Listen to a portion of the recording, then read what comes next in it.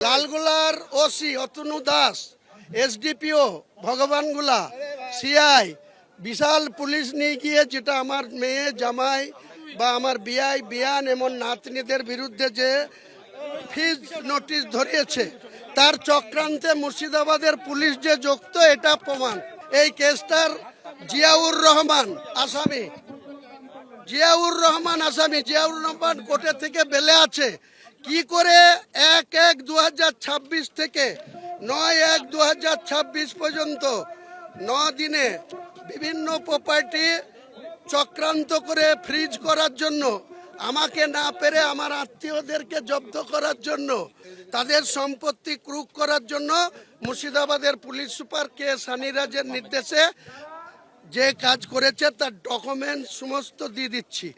15 কোটি, কালকে আপনারা দেখাচ্ছিলেন 10 কোটি 73 লক্ষ, কিন্তু আমার কাছে প্রুফ আছে তাদের অ্যাসেসমেন্ট করেছিল 15 কোটি 53,60,697 টাকা 10 পয়সা।